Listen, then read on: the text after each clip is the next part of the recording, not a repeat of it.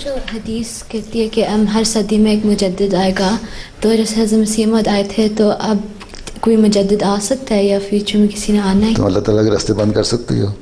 کسی میں طاقت ہے کہ اللہ تعالیٰ کے جو طاقتیں اور قدرتیں اس کے بند کر سکے؟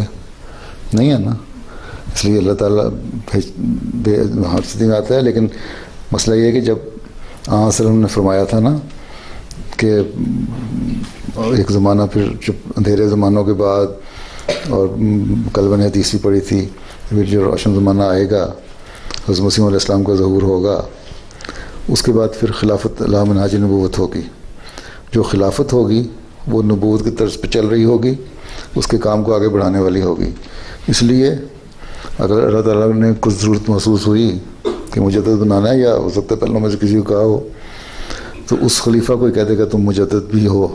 مجدد کا مقام چھوٹا ہے خلیفہ سے. مجدد تجدید دین کرتا ہے صرف ایک مخصوص لوگوں کے لیے. خلیفہ کے لیے تو پورا نبوت کا کام ہے. جو مجدد آئے پہلے وہ اپنے اپنے علاقوں کے لیے آئے تھے، چھوٹے علاقوں کے لیے. انہوں نے پوری دنیا کے لیے تو نہیں اپنے آپ کو کلیم کیا تھا.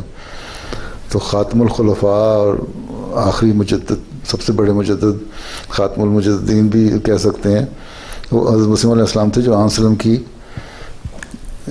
کے کام کو آگے بڑھانے کے لیے آئے.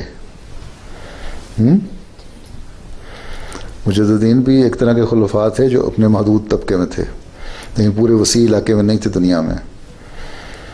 لیکن حضرت مسیح علیہ السلام کے بعد جو خلافت کا نظام ہے وہ پوری دنیا کے لیے ہے. ہاں اللہ تعالیٰ اگر چاہے تو جو بھی خلیفہ ہوگا وقت کا اس کو کہہ سکتا ہے کہ تم مجدد بھی ہو. ایک اعلان ہی کرنا ہے نا. تو اس لیے یہ نظریہ غلط ہے کہ چیز مجددین روحانی نظام کے لیے آئیں گے اور خلیفہ فلاں کے لیے آئے گا. دونوں ایک ہوں گے اب، کیونکہ آن صلی اللہ علیہ وسلم نے یہی فرمایا تھا کہ خلافت علی منہاج نبوت قائم ہو جائے گی.